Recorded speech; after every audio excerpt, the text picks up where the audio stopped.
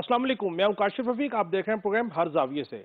पाकिस्तान के माशी हब में बड़ी शिकायत हैं। लगता है ऐसे है कि जैसे शायद कराची जो है डाकुओं के रहमो करम पे है। ये मैं नहीं कह रहा, सिंध हाई कोर्ट ने भी इस तरह की कोई बात की और उसके हवाले से इंतजामिया को तलब किया, जबकि वज़ीर आला सिंध कहते हैं कि बदअमनी का जिम्मेदार वफाकी हुकूमत है। ये बात समझ से बालातर है। 18वीं तरमीम के बाद जो दाखिले का मामला है और अमन व अमान का मामला है, ये तो बहरहाल सूबाई सब्जेक्ट है और यहाँ पे सूबे की हुकूमत ही जो है वो जिम्मेदार है। और बिलखसूस सिंध की अगर बात की जाए तो पीपल्स पार्टी चौथी बार वहाँ पे बरसे इक़्तिदार है। और अगर इस तरह की कोई स्ट्रेटजी नहीं बनाई गई कि किस तरीके से लोगों को महफूज रखना है डाकुओं से और स्ट्रीट क्राइम से, इसके हवाले से एक बड़ा सवालिया निशान है। कराची में जो स्ट्रीट क्राइम है, बढ़ती हुई शरह है उसकी, इसके हवाले से जो सूबाई वजीर हैं वो कहते हैं कि शायद ये मामला भी ये जो तादाद है, जो फिगर्स हैं वो दुरुस्त नहीं। और सिंध के जो वज़ीर आला हैं वो इसको मरकज़ का सब्जेक्ट या मरकज़ इसके जिम्मेदार करार देते हैं। क्यों, कैसे, मैं खुद समझने से कासिर हूं। आज अपने पैनलिस्ट के सामने ये सवाल रखूंगा कि वो मुझे गाइड करें, बताएं कि क्राइम, स्ट्रीट क्राइम सिंध में ज्यादा हो रहा है और सिंध की अदालतें भी कह रही हैं, तो मरकज के ऊपर जिम्मेदारी कैसे आती है? इस सवाल को भी आज जवाब लेने की कोशिश करेंगे अपने पैनलिस्ट से। इसके अलावा होना तो ये चाहिए था कि हुकूमतें वजूद में आ चुकी हैं, इख्तलाफ कीजिए, सियासत कीजिए, लेकिन जिन जिन सूबों में जिन जिन की हुकूमतें हैं, जिस जिस जमात की हुकूमतें हैं, वो वहाँ पे काम करें, तरक्याती काम करें, अवाम के रिलीफ का काम करें, अवाम को सहूलियात देने का काम करें।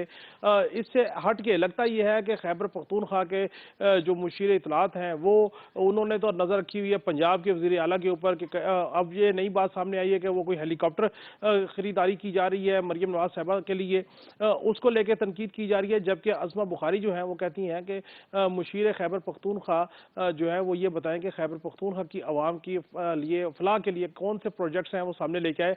मरियम नवाज तो तकरीबन 30 दिन में उन्होंने 30 प्रोजेक्ट्स जो हैं उनका इफ्ताह किया है।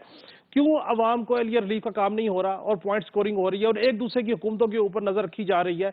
होना तो ये चाहिए था कि 5 साल का मैंडेट है, आइए आवाम के लिए खिदमत कीजिए। खैबर पख्तूनख्वा के वज़ीर आला वहाँ की आवाम को सहूलियात दे, पंजाब की लोगों को सहूलतें दे, सिंध वाले भी दे और बलूचिस्तान वाले भी दे, ताकि आवाम को रिलीफ मिले। और उसके बाद जब 5 साल बाद इलेक्शन हो तो आवाम खुद फैसला कर ले किसने कितना काम किया, कितना नहीं किया। लेकिन पॉइंट स्कोरिंग बहरहाल चल रही है, तनकीद एक दूसरे पे की जा रही है। क्यों ये तनकीद जो है थमने का नाम नहीं ले रही? क्यों वज़रा आला जो है वो अपने अपने सूबों की आवाम के लिए रिलीफ का काम नहीं कर रहे? और बिलखसूस खैबर पख्तूनख्वा क्यों जो है मुसलसल तनकीद कर रही है? इसका जवाब भी अपने पैनलिस्ट से लेंगे, आपके सामने रखेंगे। एक और बात, जो सेनेटर इरफान सिद्दीकी साहब हैं वो कहते हैं कि बानी तहरीक इंसाफ के साथ अडयाला जेल के सुप्रीडेंट ने एक तहरीरी मुआहिदा किया है कि किस तरह मुलाकातें की जाएंगी, किन की मुलाकातें की जाएंगी, कौन कौन मिल पाएगा, किस दिन किस फैमिली की मुलाकात होगी, किस दिन वकला की मुलाकात होगी। वो एक SOPs तय किए गए हैं बाहमी एतमाद के साथ, ताकि चीज़ें जो है वो मैस ना इख्तियार हो और चीज़ें आगे चले। इरफान सिद्दीकी साहब का ये सवाल है कि किसी कैदी के साथ इस तरह का मुआहिदा करना कैसे कानूनी तौर पर जायज़ हो सकता है? सवाल वैलिड है, इसका जवाब भी आपको अपने पैनलिस्ट के जरिए लेके देंगे। टैक्स के हवाले से मैं हैरान ये हूं कि वो तमाम के तमाम लोग जो कमो पेश हुकूमतों में रहे, ख्वाजा आसिफ हों, तहरीक इंसाफ के लोग हों, वो सारे के सारे हुकूमतों का हिस्सा है। और जब टैक्स की बारी आती है तो सब एक ही बात कहते हैं कि तनख्वाहदार तबका टैक्स दे रहा है। भाई तनख्वाहदार तबका तो मुसलसल टैक्स दे रहा है, और अगर बड़े लोग टैक्स नहीं दे रहे तो उनको टैक्स नेट में लाने के लिए कानून साजी किसने करनी है? वो तनख्वाहदार तबके ने नहीं करनी, वो हुक्मरानों ने करनी है। उन हुक्मरानों ने जो पिछली कई दहाइयों से हुकूमतों में है, किसी ना किसी शेप में। तो जब ये हुकूमत में आते हैं तो टैक्स नेट बढ़ाते क्यों नहीं, रेवेन्यू बढ़ाते क्यों नहीं? सिर्फ बातें करते हैं और तनख्वाहदार तबका जो है वो दिन ब दिन पिस रहा है।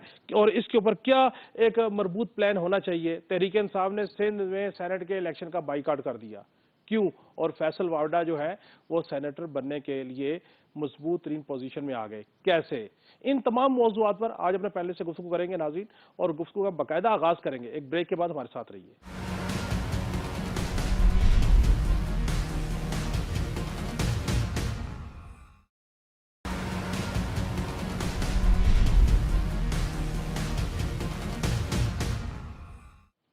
वेलकम बैक नाज़रीन।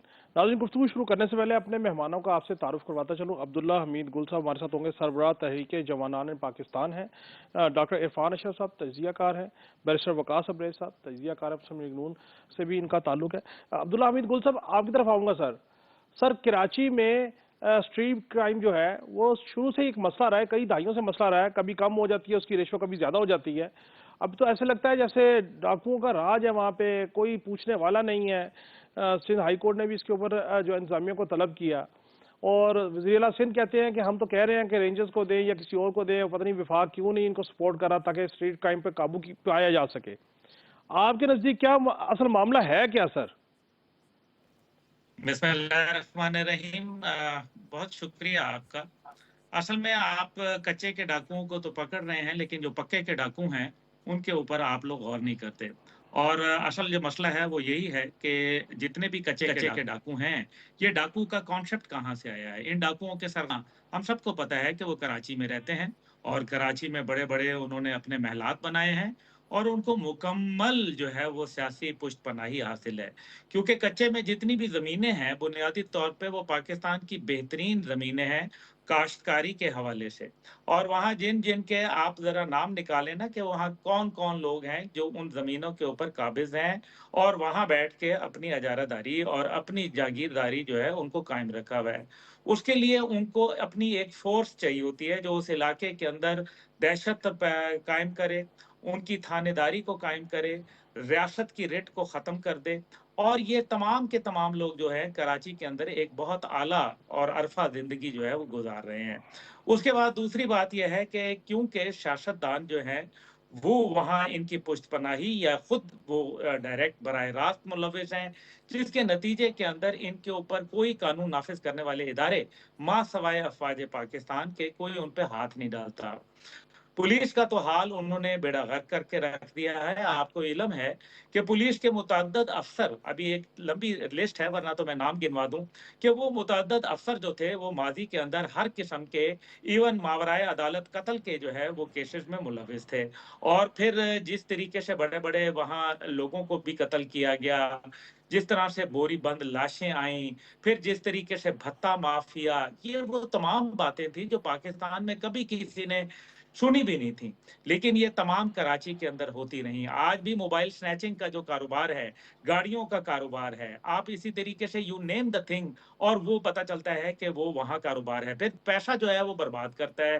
65% पाकिस्तान की जो मईशत है वो कराची शहर के अंदर जो है वो बैठी हुई है। और फिर ज़ाहिर है जिस अंदाज़ के अंदर लूटा और खसूटा गया है और आपने जो शुरू में बयानिए में कहा कि चौथी हुकूमत है, कंसेक्यूटिव लगातार हुकूमत है।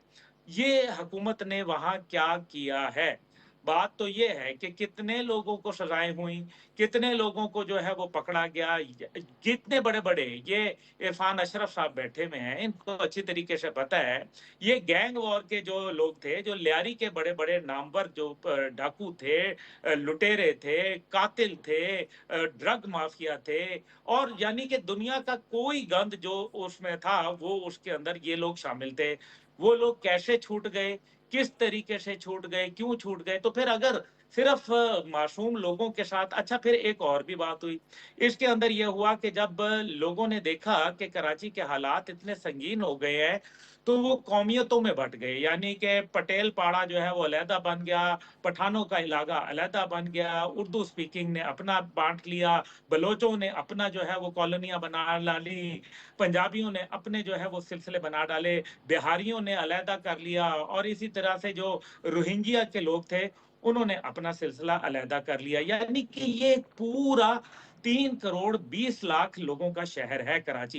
ये कोई मामूली शहर नहीं है, इसमें पैसा भी है, इसके अंदर वसाइल भी हैं, इसके अंदर एक समुंदर भी है, बंदरगाह भी है और फिर दूसरी तरफ बलूचिस्तान जैसा सूबा जो है, उसके साथ भी जी इसका ठीक। जुड़ता है। तो यानी कि एक ये पूरा माफिया है जो ड्रग के साथ इन्वॉल्व्ड है, जो पैसे के साथ जी इन्वॉल्व्ड ठीक। है, हर किस्म के इल्लीगल एक्टिविटी और इनके ऊपर सियासी जो दस्ते शफ़क़त है, वो हासिल है। हकीकत ये है कि जी ठीक। डाकुओं का राज है और डाकू जो हैं वो सिर्फ़ आपके वहाँ नहीं बैठे हुए जिनके हाथों में बंदूक था के जी ठीक। पाकिस्तान का जी बेड़ा ठीक। गर्क कर दिया और वो हुकूमती बेंचों पे भी बैठे हुए हैं। सर आपका पॉइंट आ गया। सर आपका पॉइंट आ गया। डॉक्टर इरफान अशरफ साहब, सर कराची में पीपल्स पार्टी की ये चौथी हुकूमत है और क्राइम का जो रेशो है वो कम नहीं होता, क्राइम खत्म नहीं होता। वजूहात क्या देख रहे हैं? देखें जी काशिफ भाई, अब्दुल्ला गुल साहब ने जितना तफसील से और जितना खुल के इस मौजू को सामने रखा और जितना बोल्डली उन्होंने बताया कि कच्चे के डाकू तो है ही, लेकिन कराची में जो बड़ी-बड़ी इमारतें हैं, वो उन्होंने बड़ा वाज़ेह इशारा कर दिया कि कराची के मसाइल क्या हैं। लेकिन अब ज़रा आप क्योंकि मुझसे पूछ रहे हैं, यानी कि आप तो अब्दुल्ला गुल मैं साहब की इस इसमें बात से सिर्फ ये इत्तेफाक कहना करते हैं, चाहूँगा। कच्चे के डाकू और पक्के के डाकू। जी, जी, पक्के के डाकू तो हैं ना सर, इसमें तो कोई शक नहीं है। लेकिन अब अगर कराची में हम जाएँ, कराची के हवाले से जो सबसे बड़ा मसला है कि कराची की जो गैंगवार थी, जिस तरफ अब्दुल्ला साहब ने ज़िक्र किया, और मुझे इस चीज़ का थोड़ा-सा मौका मिला कि मैंने बहुत ज़्यादा लियारी में और इसके अलावा जो कराची शहर के मुख्तलिफ वो इलाके जहाँ जैसे कि कवारी कॉलोनी है, जमशेद टाउन है, इस किस्म के बहुत सारे इलाकों में मैंने काफ़ी वहाँ काम किया। और मुझे इन चीज़ों का अंदाज़ा है कि जहाँ भी आप देखेंगे, इस तरह के गैंग्स के पीछे सियासी हाथ ज़रूर नज़र आया। और जितने ये आज शहर में निकल के लोगों से छीना-झपटी कर रहे हैं, कत्लो-गारत कर रहे हैं, इनका कहीं न कहीं कनेक्शन आपको माज़ी के उन गैंग वार के साथ मिलता नज़र आएगा। और ये उन्होंने अपने-अपने इलाके तक़सीम किए हुए हैं।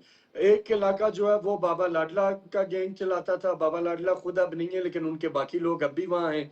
इसी तरीके से कुछ इलाकों में जो उज़ैर जान बलोच के बाद उनके जो लोग थे, वो आज भी कहीं न कहीं मौजूद हैं। इसी तरीके से किसी और तरफ आप जाएँ, ये जो कवारी कॉलोनी वाला इलाका है, तो यहाँ पे भी सेम इसी तरह के इश्यूज़ हैं। कटी पहाड़ी की तरफ जाएँ तो उधर भी इस तरह के इश्यूज़ हैं। तो इसलिए ये बैकिंग जो है इसकी वो पॉलिटिकल है, इसमें कोई डाउट नहीं है। हम ठीक है, ये नहीं कहते कि वो सिर्फ़ पीपल्स पार्टी कर रही है, या वो सिर्फ़ एमक्यूएम कर रही है, या वो सिर्फ़ पीएसपी कर रही है। हर एक जमात का जो कराची के अंदर पॉलिटिकल असर, जिनके पास वहाँ सीटें हैं, अनफॉर्चुनेटली उनके लोग इस तरह की चीज़ों के अंदर अगर डायरेक्टली इन्वॉल्व नहीं भी हैं, तो कम से कम इन लोगों को शेल्टर देने में वो ज़रूर इन्वॉल्व हैं। इसके ऊपर अगर आप कोई भी इदारा, हुकूमत, कोई भी इसके ऊपर अगर रिसर्च करना चाहे, तो उसे ये चीज़ें बड़ी क्लियरली नज़र आएँगी। लेकिन अनफॉर्चुनेटली हम ये देख रहे हैं कि कोई बड़ा एक्शन वहाँ इस तरह की चीज़ें विज़िबल होने के बावजूद, एविडेंस होने के बावजूद नहीं लिया जा रहा। और एक आम आदमी, एक आम शहरी रोज़ाना की बुनियाद पे अपनी जान, अपनी माल से वो हाथ धो रहे हैं। मैं सिर्फ़ आपको एक जायज़ा दूँ कि माह मुबारक में 3,300 से ज़ायद जो रिपोर्ट्स हैं, वो रिपोर्ट हुई हैं स्ट्रीट क्राइम की। और इसी तरीके से अगर हम इलाका वाइज़ भी देखें ना कि किन-किन इलाकों में हुई हैं, तो उसमें भी, और अभी तक ये सिर्फ़ 19 रमज़ान, यानी आज 20वाँ रोज़ा था, 20 दिनों के अंदर ये हुआ है। और इसमें तकरीबन एक खातून समेत 50 शहरी कराची के शहीद हो गए हैं इन वारदातों के अंदर। इसमें मलीर कैंट के करीब डाकुओं ने एक दूध फरोश को कत्ल किया है। इसी तरह ईसा नगरी में एक नौजवान की जान गई है। औरंगी टाउन में एक नौजवान की जान गई है। इसी तरीके से एक औरंगी टाउन में अख्तर मसीह को घर के दरवाजे पे उनको गोली मार दी गई। नॉर्थ कराची में डाकुओं ने इसी तरीके से लियाकताबाद के अंदर, और इसी तरह कतर जी, ठीक। हॉस्पिटल की जो पार्किंग है उसमें। तो ये इतने अयूब गोट में 4 बच्चों के बाप को गोली का निशाना बना दिया गया। तो ये जो हालात हैं सर, ये बड़े अलमिया है, सवालात ठीक। उठ रहे हैं, दुनिया तमाशा देख रही है।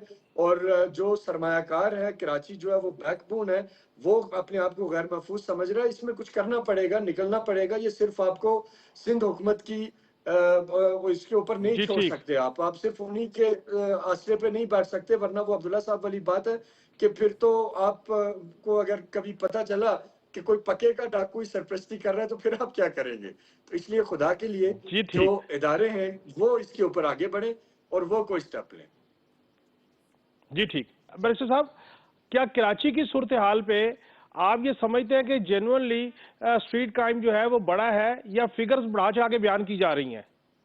ऐसे भाई मेरे मुताबिक कराची की जो मौजूदा सूरत हाल इंतहाई कर्बनाक, अंदेशनाक और अलमनाक, और एट द सेम टाइम दिन दुगना रात चुगना इसके अंदर इजाफा देखने को मिला है। जब हम कानूनी ऐन के चश्मे पहन के इन तमाम चीज़ों का मुतालिया करते हैं, बगौर इनका जायजा लेते हैं, it becomes quite lucid and pellucid कि हमारे यहाँ तो बहुत सारे केसेस रिपोर्ट ही नहीं होते। आटे में नमक के बराबर केसेस रिपोर्ट होती है, और जितने ये केसेस रिपोर्ट होते हैं, मेरा ख्याल है कि इसके अंदर कोई दो राय नहीं है कि कराची के अंदर जो है वो जो क्राइम है, जो जराइम है, इनके अंदर with the passage of time बतदरीज इज़ाफ़ा देखने को मिल रहा है।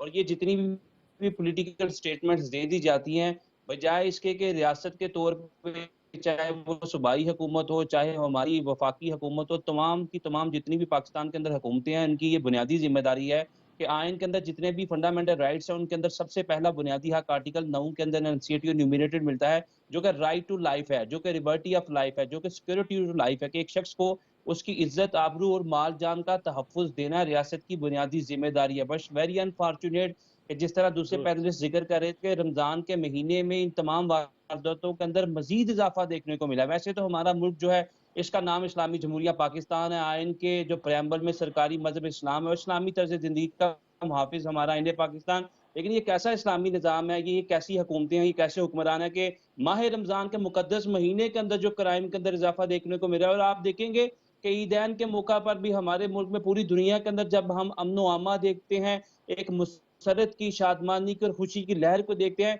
पाकिस्तान के अंदर अनफॉर्चुनेटली हम पूरे पाकिस्तान के अंदर ये बिलखसूस कराची के अंदर ये देखते हैं, जैसे ईदैन जो है वो करीब आती है, चाहे वो छोटी ईद है, चाहे वो बड़ी ईद है, दोनों ईदों के मौके पे इससे पहले जो है वो वारदातों के अंदर बतदरीज इज़ाफ़ा देखने को मिलता है। तो मैं ये समझता हूँ कि जिस तरह कच्चे और पक्के के डाकुओं का ज़िक्र कर रहे थे आप, जो लोग भी इनकी पुष्ट-पनाही करते हैं, चाहे इनकी कोई पॉलिटिकल एफ़िलिएशन है, एसोसिएशन है, सियासी वाबस्तगी है, मेरे ख़्याल में अवाम अगर इनको मैंडेट देती है और गुज़िश्ता 13-14 सालों से 2008 से लेके ऑनवर्ड जो पीपल्स पार्टी हुकूमत है, इतने लंबे अरसे के लिए अगर आप एक सूबे को सर्व करते हैं और आप इन क्राइम या जराइम से रिलेटेड लोगों की कमर नहीं तोड़ते, इन इश्तिहारी चूहों की गर्दनें नहीं मरोड़ते, तो मेरे ख़्याल में आपकी जो तर्ज़ हुक्मरानी है, तर्ज़ सियासत है और जो आपकी डिलीवरेंस है, इसके ऊपर बहुत सारी उँगलियाँ उठेंगी। जहाँ पे हाल में खड़े थे, वहीं पे खड़े हैं और शायद इसका एक ही हल है कि मिलिट्री ऑपरेशन किया जाए और जो हमारी जी पाक ठीक। फ़ौज है, उसको बेहतर तरीके से लेकर चले।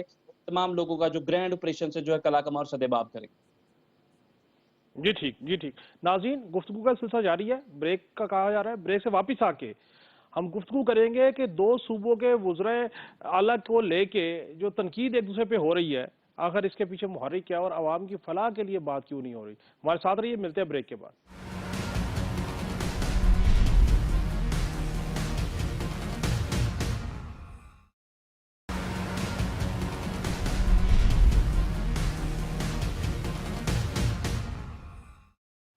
वेलकम बैक नाज़रीन। अब्दुल्ला गुल साहब, आपकी तरफ ही आऊँगा सर। ये फरमाइएगा कि खैबर पख्तूनख्वा के वज़ीर इत्तलात या मुशीर इत्तलात बैरिस्टर सैफ जो हैं, उनको ये मसला है कि मरियम बीबी नवाज़ साहिबा के लिए हेलीकॉप्टर ख़रीदा जा रहा है। अज़मा बुखारी उनको हज़्फ़ तनकीद बना रही हैं। होना तो ये चाहिए था कि दोनों वुज़रा आला जो अवाम के लिए रिलीफ़ का काम कर रहे हैं इस बाबरकत महीने में, उससे अवाम को आगाह करते, उससे अवाम को एतमाद में लेते। एक दूसरे के खिलाफ खींचातानी, एक दूसरे को नीचा दिखाने की जो रविश है, क्यों ख़त्म नहीं हो रही, क्यों ठंडी नहीं हो रही? ये नहीं होगी। ये तबकाती और महलाती और शख्सियत की बुनियाद के ऊपर और तफरके की बुनियाद के ऊपर, पार्टी की बुनियाद के ऊपर सियासत है। मेरा वोटर, मेरा सपोर्टर, मेरा लीडर, तेरा लीडर, मेरी मस्जिद, तेरी मस्जिद, मेरा मसलक, तेरा मसलक, इस बुनियाद के ऊपर सारी सियासत चल रही है। कोई पाकिस्तान के लिए थोड़ी कर रहा है। पाकिस्तान का क्या है? पाकिस्तान की खैर है। ये एक दूसरे पे इल्जाम ना दें। पाकिस्तान की कौम जो है वो मुजरिम है असल में, जिन्होंने गलती से इन लोगों को चूज कर लिया है। ये लोग यहाँ अपने मफादात को सिक्योर करने के लिए आए हैं। ये पाकिस्तान की फलाह और बहबूद और तरक्की के लिए नहीं आए। ये गरीब आवाम के लिए नहीं आए। अगर ये गरीब आवाम के लिए आए होते तो गरीब आवाम जो है मजीद गरीब से गरीब तर ना हो रही होती और ये लोग जो है अमीर से अमीर तर ना हो रहे होते।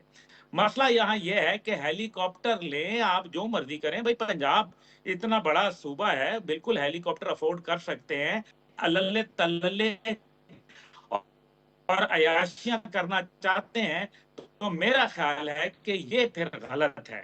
दूसरी तरफ यह है कि अगर खैबर पख्तूनख्वा का जब हेलीकॉप्टर पिछली दौरे हुकूमतों के अंदर दो जो दौरे के हुकूमत गुजरे हैं पीटीआई के अंदर, वो जब चलते थे तो उसकी जो है हवा किसी को महसूस नहीं होती थी।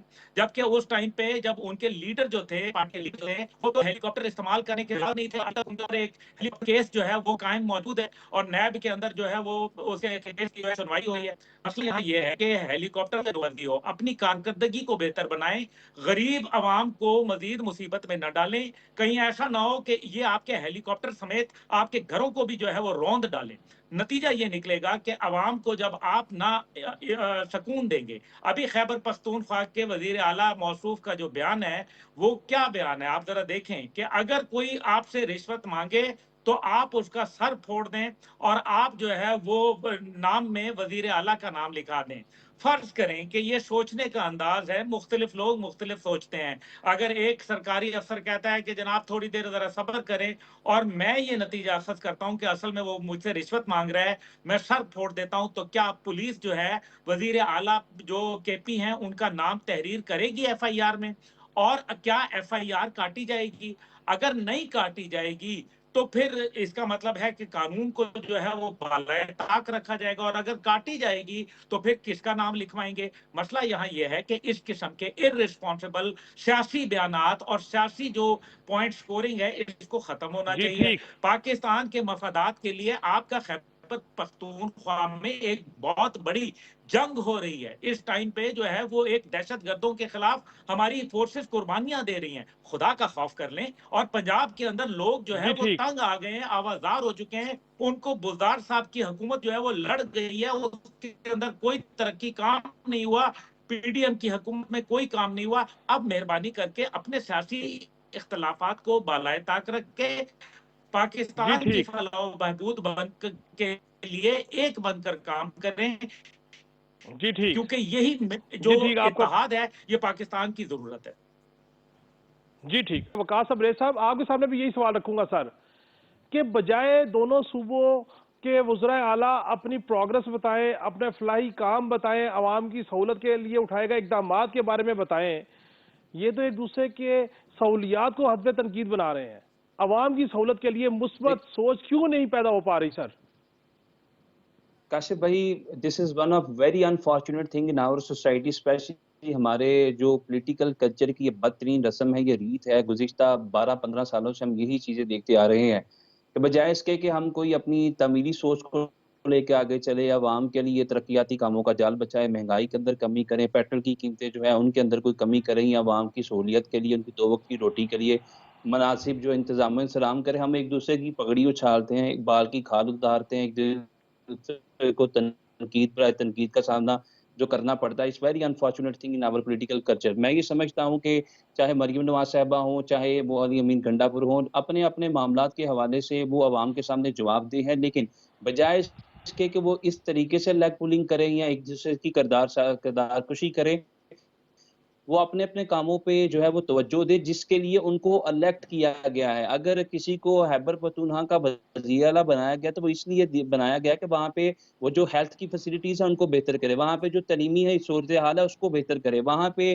जो इंफ्रास्ट्रक्चर चीज़ें हैं उसको एडिफाई करे, अपग्रेड करे, अपलिफ्ट करे, ना कि एक दूसरे के बारे में जो हमारे सिस्टम के अंदर जो है वो अनकही बातें की जाती हैं by calling some by names. मैं ये समझता हूँ कि ये जो रस्म है इसका कला-कमा और सदेबाब होना चाहिए, ताकि कल आप जब अवाम की दहलीज पे वोटों की भीख माँगने जाएँ तो आपके पास आपकी जो दामन के बजाय इसके कि किसी के ऊपर तनकीद के दाग पड़े हों, आप अपनी परफॉर्मेंस लेके जाएँ, आप अपनी डिलीवरेंस को लेके जाएँ, आप वो विज़न, वो ख्वाब, वो वादे, जो नारे, जो दावे आपने इलेक्शंस में किए थे, वो बताएँ कि 5 सालों में इसकी तकमील और तश्कील हो चुकी है। लेकिन गुज़िश्ता 12-14 सालों से हम ये चीज़ इसी तरह देखते आ रहे हैं, और अगर आपका मुखालिफ जो है कोई अच्छा काम करता है तो उसको भी जो है वो तनकीद का सामना करना पड़ता है। तो हमारे यहाँ पे किसी किस्म की एडमायरेशन और एप्रिसिएशन नहीं। हाँ, एक बात मैं ज़रूर करूँगा कि दोनों तरफ, चाहे वो खैबर पख्तूनख्वा की हुकूमत हो, पंजाब की हो, सिंध की हो, अल्ले-तल्ले करने का हमारा मुल्क इस वक़्त मुतहम्मिल हो ही नहीं सकता।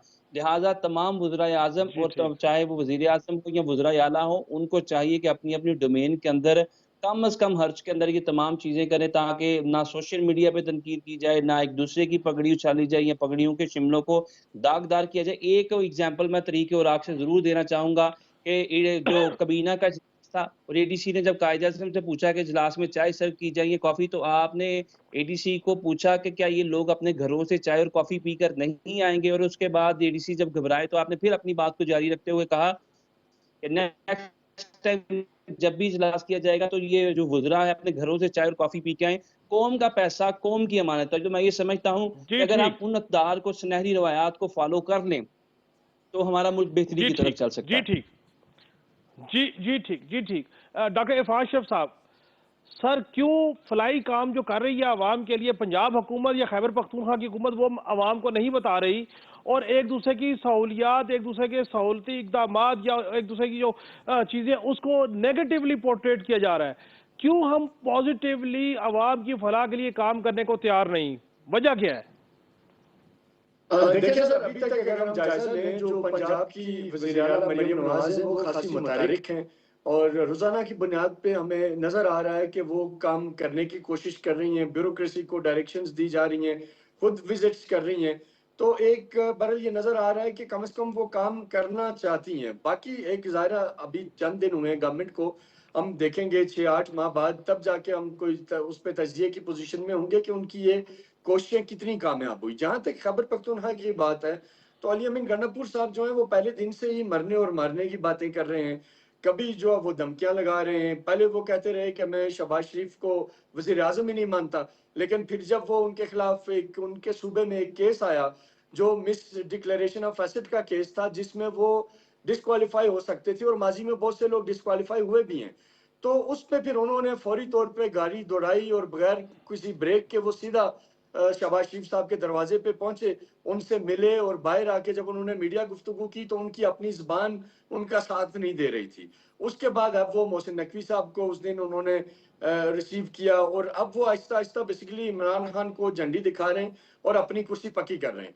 तो अली अमीन गंडापुर साहब को अब पीटीआई क्योंकि दबाव डाल रही है, असद कैसर भी उन्हें कह रहे हैं कि फेडरल के साथ तावन ना जी करें, ठीक। बाकी लोगों की भी डायरेक्शन यही है। तो वो इनको खुश करने के लिए इस किस्म के बेतुके के इल्जामात, बयानात वो थोड़ी जी बहुत डॉक्टर साहब, ड्रामाबाजी आपका पॉइंट करके आ गया सर। वो अडयाला जेल को ये मैसेज दे रहे हैं कि जी मैं देखें जी मैं लड़ाई के मूड में हूँ। हालाँकि कोई लड़ाई-शड़ाई नहीं है। वो अब कॉम्प्रोमाइज़ हो मैं चुके हुए हैं और प्रोग्रेस जी वगैरह ठीक। उनसे कोई होने की तवक्को ना रखें, वैसे भी ना रखें क्योंकि गंडापुर साहब जो हैं वो मैं उनको बड़ा पर्सनली जानता हूँ। अब भी ज़रा आपका प्रोग्राम में ज़्यादा वक़्त नहीं है, लेकिन कभी अगर वक़्त हुआ तो मैं काफ़ी चीज़ें आपको बताऊँगा जो शायद के इस लोगों पे को नहीं करेंगे पता। गुफ्तगू किसी दिन। डॉक्टर साहब तफसीली गुफ्तगू करेंगे। मसूद रज़ा साहब, आपको खुशामदीद कहूँगा प्रोग्राम में सर। सर ये फरमाइएगा कि खैबर पख्तूनख्वा की हुकूमत और पंजाब की हुकूमत जो इक़दामात अवाम की बेहतरी के लिए कर रहे हैं, उसके ऊपर कोई तनकीद करे तो समझ आती है कि जी खैबर पख्तूनख्वा की हुकूमत को मरियम नवाज साहबा के फलां इक़दाम पे एतराज़ है। ये तो सहूलियात को लेके छोटे-छोटे इश्यूज़ में फँसे हुए हैं, मुस्बत रवैया क्यों नहीं अपना पा रहे? मेरे ख्याल में कुछ कर रहे हों तो चले तनकीद बनती भी है। अभी वक़्त ही कितना हुआ है और उतने वक़्त में जो नताइज हैं कुछ भी हमारे सामने मौजूद नहीं है।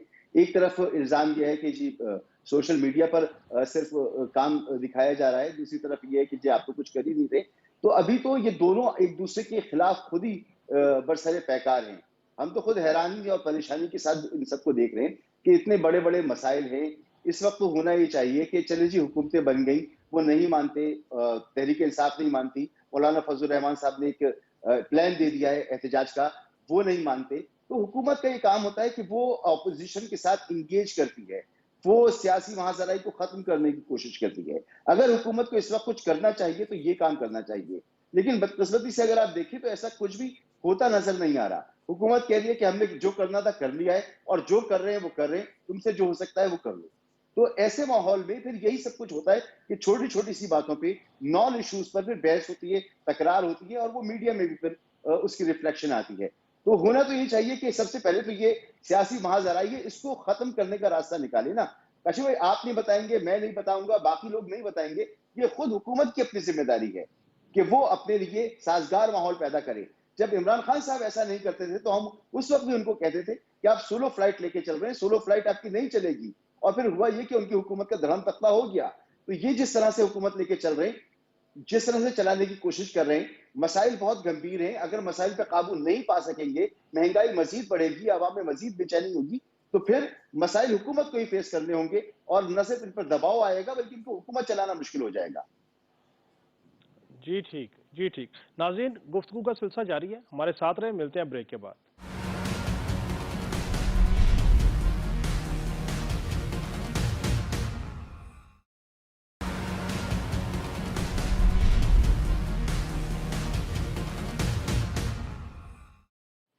वेलकम बैक नाज़रीन। बैरिस्टर वक़ास साहब, इरफान सिद्दीकी साहब कहते हैं कि एक कैदी के साथ एक सुप्रीडेंट जेल का मुआहिदा जो है वो शायद कानूनी तौर पे ठीक नहीं है। जो अभी बानी तहरीक इंसाफ का मुआहिदा हुआ है मुलाकातों के हवाले से और बाकी तमाम SOP तय किए गए हैं, सर कानूनी तौर पे आप बताइए क्या ये मुआहिदा ठीक है या नहीं सर? बिल्कुल ठीक है। मैं नहीं समझता कि इसके अंदर कोई कबाहत है, हवासत है, कजी है, नकाइश है। मैं ये समझता हूँ बतौर कैदी तमाम जितने भी कैदी हैं, जो उनको फैसिलिटीज़ दी जाती हैं और एट द सेम टाइम मेल मुलाकातों के हवाले से जो उनके औकातकार हैं, उनके वकला की मुलाकात है, अदालत के अंदर उनकी पेशी है, वो तमाम फैसिलिटीज़ दी जाती हैं।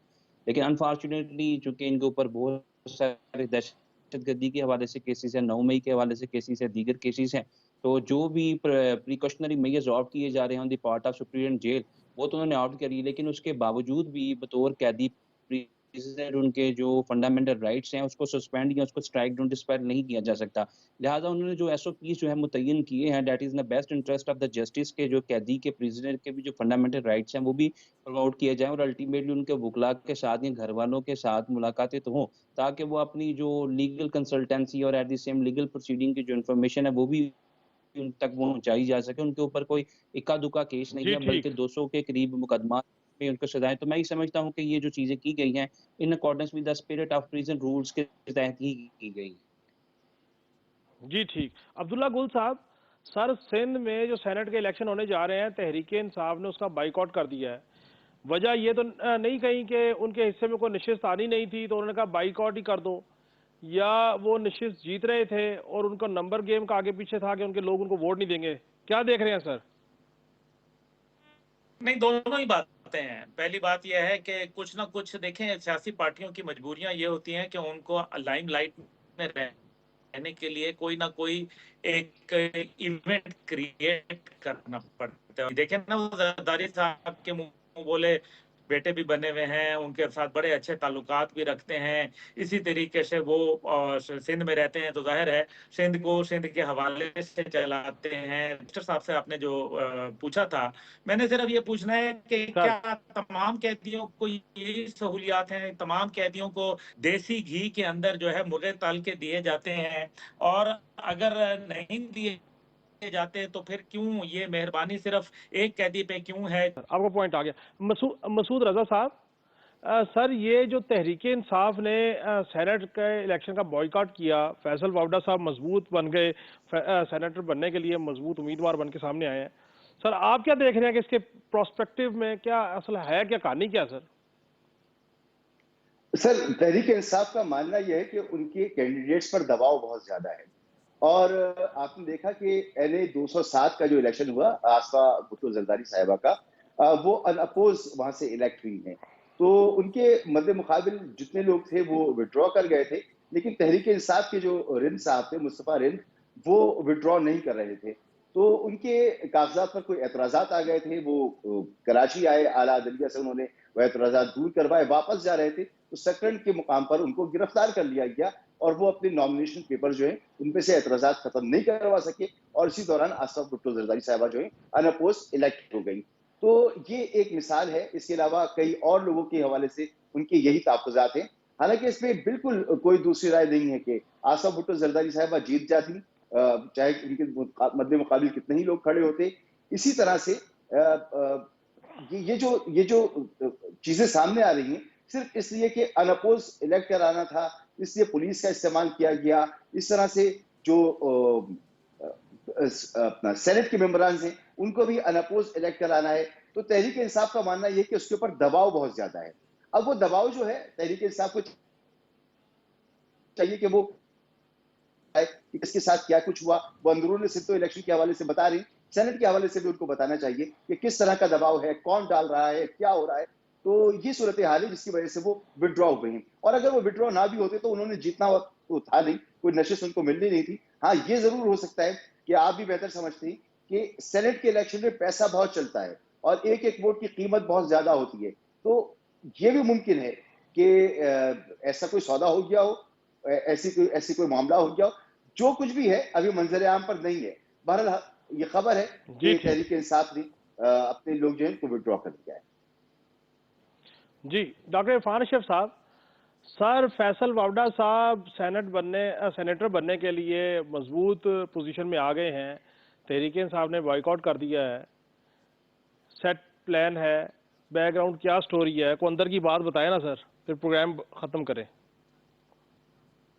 देखिए जी, तहरीके इंसाफ का जो इस वक्त जो हालात है ना वो बड़े गंभीर हैं। सबसे बड़ा मसला जो इस वक्त डिस्कस भी हो रहा है मीडिया में, तहरीके इंसाफ अंदर से टूट फूट चुकी है, लड़ाई बहुत ज्यादा हो रही है। शेर अफजल मरवत और इसी तरह दूसरी तरफ हामिद खान ग्रुप, बैरिस्टर गौर एक दूसरे से दस्तो गिरेबान है। इनसे खुद भी डिसाइड नहीं हो पा रहा था बहुत सारी चीजों में कि हमने करना क्या है। अब आपने खुद देखा कि इनकी एक दिन पहले कोर कमेटी का इजलास हुआ जिसमें सबसे बड़ा जो एतराज उठाया गया, बार बार ये कहा जाता रहा कि ये जो फैसले हो रहे हैं, ये जो टिकट्स दिए जा रहे हैं, ये इमरान खान के मशवरे के बगैर दिए जा रहे हैं और इमरान खान को बाहर की जो असल सूरत हाल है वो बताई नहीं जा रही। तो सबसे पहला तो उनके अपने मसाइल बहुत गंभीर हैं। वो खुद इस वक्त कंफ्यूज हैं, उनको समझ नहीं आ रही कि उन्हें क्या करना चाहिए। और इस वक्त ये जो भी हालत है उनकी, इसके वो खुद ही जिम्मेदार हैं। ये बाकी सारी कहानियां हैं कि उनके ऊपर दबाव है, उनको वोट नहीं डालने दिया जाता, ये सारी बातें, ऐसा कुछ भी नहीं था। वो जो पार्टी अगर आजाद वसीयत में इतनी सीटें जीत के आ रही है, तो अगर किसी ने उन्हें रोकना होता तो क्या उस वक्त ना रोकते। तो इसलिए ये दबाव वगैरह की जो बातें हैं सारी, ये सिर्फ और सिर्फ आवाम की तवज्जो हटाने और पीटीआई के अपने कारकुनों और लीडरों की तवज्जो हटाने के लिए है। अब दूसरा जो पहलू है उसमें ये कंफर्म खबर है कि सिंध में जो कुछ थोड़ा बहुत जो पीपल्स पार्टी के पीटीआई के पास जो पोजीशन है भी, तो वो ऑलरेडी उनकी बार्गेनिंग चल रही थी। और पीपल्स पार्टी तो के लोग तो अलेलान कह रहे थे कि हम इन्हें खरीद रहे हैं और हमारी इनके साथ बात चल रही है। रही बात फैसल वावडा की, तो फैसल वावडा को एमकेएम ने पहले दिन से, आपको पता है कि उन्होंने हमायत का ऐलान कर दिया था। और अब जो वो पीपल्स पार्टी का भी खबर आ रही है कि वो भी उनको वोट करेंगे, तो वो तो एक जमहूरी प्रोसेस है, उसके तहत अगर वो सेनेटर बनते हैं तो इसमें कोई बुरी बात नहीं है। अभी बलूचिस्तान में आपने देखा कि बिला मुकाबला 7 जनरल नशिस्तों के ऊपर लोग जो है वो सेनेटर बने। तो इसलिए इसमें कोई ऐसी फैसल वावडा का जो केस है वो एक नॉर्मल केस है। हाँ, अगर उन्हें लेट्स सपोज ये पार्टीज वोट नहीं देती और कोई और तरीकाकार होता तो फिर तो सवाल उठते थे। लेकिन ये तो एक बड़ा सीधा सा फार्मूला है कि एमकेएम ने उन्हें नॉमिनेट भी किया, उनकी हमायत का भी ऐलान किया, और जो वोट उनके अगर कम थे तो जी वो जी पीपल्स पार्टी ने उनकी हमायत का ऐलान कर दिया। तो जी पीटीआई जो है वो अब जी ठीक। अपने अंदरूनी खलफिशार की वजह से अपने तबाही के आखिरी दाने पे खड़ी है।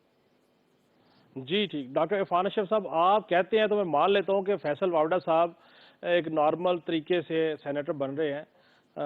अदरवाइज मेरी तो पास जो इतलात हैं, जो सूरत हाल है वो डिफरेंट है। बहरहाल नाज़रीन, आज आपने गुफ्तगू सुनी, बहुत बहुत शुक्रिया। मसूद रजा साहब आपका, अब्दुल्ला गुल साहब आपका, डॉक्टर इरफान अशरफ साहब आपका, वकास अबरेज साहब आपका। नाज़रीन फिर मुलाकात होगी। अल्लाह हाफिज़।